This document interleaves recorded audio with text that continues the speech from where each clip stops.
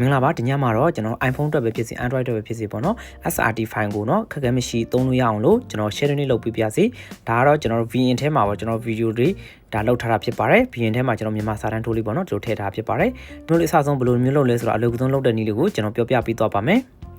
အရင်ဆုံးကျွန်တော်ပေါ့တော့ဒီမှာ3မိနစ်စာဗီဒီယိုလေးရှိရပေါ့နော်ဒါလေးကိုကျွန်တော်အရင်ဆုံးစေ့လိုက်မယ်စေ့ဖို့အတွက်ဆိုရင်ကျွန်တော် VN app ထဲမှာကျွန်တော်လုပ်ထားပါ VN ကိုကျွန်တော်တို့ဒီမှာစေ့ဆိုတာလေးပေါ့နော်ဒါလေးကိုစေ့လိုက်မယ်စေ့ပြီးတော့မှကျွန်တော်အမြန်လုံးစေ့လို့ရအောင်လို့ဆိုရှင်ကျွန်တော် export audio နဲ့မထုတ်လိုက်မယ်နော်အဲ့တော့ audio export လုပ်လိုက်မယ်နော်ဒါဆိုတော့အရင်မြန်တယ်ကျွန်တော်ထုတ်ကြတာပေါ့နော်ရပြီဆိုရင်ဒီမှာကျွန်တော် save file သွားလိုက်မယ်နော်ကျွန်တော်က audio ထဲမှာမလို့ audio okay audio နော် audio file ထဲမှာကျွန်တော်စေးလိုက်မယ်ရပြီနော် okay ကျွန်တော်ဒီ my file ထဲမှာကျွန်တော် audio လေးရနေပြီပေါ့နော်အဲ့ဒါလေးကိုကျွန်တော် Telegram ထဲသွားလိုက်မယ်ကျွန်တော်အရင်ဆုံး Telegram port လေးနဲ့ထုတ်မှာပေါ့နော်ဒါကျွန်တော်ရဲ့ Telegram port လေးပေါ့နော်ဒီထဲမှာဆိုလို့ရှိရင်ကျွန်တော် audio လေးထည့်လိုက်မယ် select from my file နဲ့သွားမယ်ပြီးတော့ကျွန်တော်တို့ audio လေးပေါ့နော်ဒီမှာမသိလို့ရှိရင်ကျွန်တော်တို့မှာ file ထဲမှာပေါ့နော်ကျွန်တော် audio ဆိုတာယူလိုက်ရှာလိုက်ပါဒါတော့ကျွန်တော်တို့ folder လေးအရင်ပေးထားမှာဖြစ်ပါတယ် URL audio okay ဝင်လိုက်မယ်နော်ပြီးရင်ဒါလေးလို့ open ဖွင့် okay ခဏလေးစောင့်မယ်နော်အရင်မြန်နေဒါလေးရဒါ original ပေါ့နော်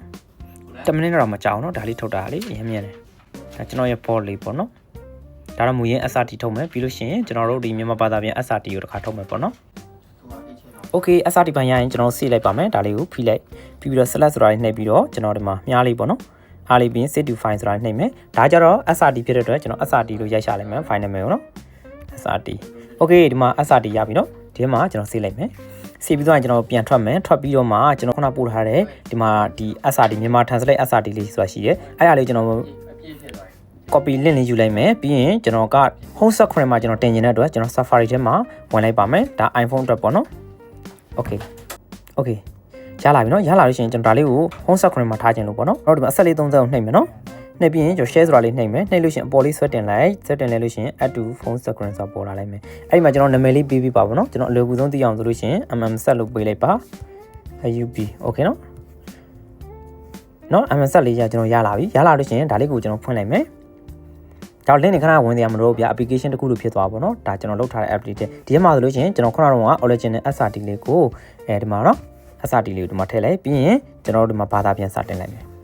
ဒီမှာ line လေးတွေသူပြပေးထားတယ်ဒီမှာ line က64 line ရှိတယ်အဲဒီ64 line ပြည့်အောင်စောက်ပေးရပါမယ်ကြာချိန်ကတော့ကျွန်တော်တို့ဒီminute လိုက်ပေါ့နော်သူ minute လိုက်တော့ကြာပါတယ်ဒီမှာဆိုလို့ရှိရင်ကျွန်တော်တို့ အရှိကြီးချက်ပြန်လို့ရတာပေါ့နော်ချိန်ပြီးနိုင်တယ်လို့ပြန်လို့ရပါတယ်ကျွန်တော်လုပ်ထားတဲ့ app လေးကokay ရပါပြီဒီမှာ line လေးကျွန်တော်တစ်ချက်ဆက်လိုက်မယ်နော်64 line စာပြည့်တယ်နော်အဲ့ဒါလေးကိုကျွန်တော် download ဆွဲဖို့ဆိုရင်ဒီမှာ download နှိပ်မိဆိုတာနှိပ်လေနော်ပြီးရင်ကျွန်တော်တို့မြားလေးရှိအဲ့ဒါလေးနှိပ်လိုက်နှိပ်ပြီးရင်ကျွန်တော်တို့ save to file ဆိုတာလေးနှိပ်ပေးလိုက်ပါနော် okay ဒီမှာ save လိုက်နော်ဒီနာမည်လေးနဲ့နော်ဒီနာမည်လေးနဲ့ရောက်နေမှာ SRT ရ okay ရပြီဆိုကျွန်တော်ဘာမှလုပ်စရာမလိုကျွန်တော်တို့ VN ထဲကိုသွားလိုက်မယ်ရပြီဆိုရင်ကျွန်တော် VN ထဲသွားလိုက်မယ်ကျွန်တော်ခုနကတော့ video ရှိရနော်အဲ့ဒါလေးထဲမှာကျွန်တော်တို့ဒီမှာ SRT file ဆိုတာထည့်လိုက်မယ်နော်ဒီမှာကျွန်တော် MFM လို့ရေးထားနော်ဒီမှာကျွန်တော်တို့ line နေနော်ဒီမှာသူဒါပေါ်နေပြန်မယ်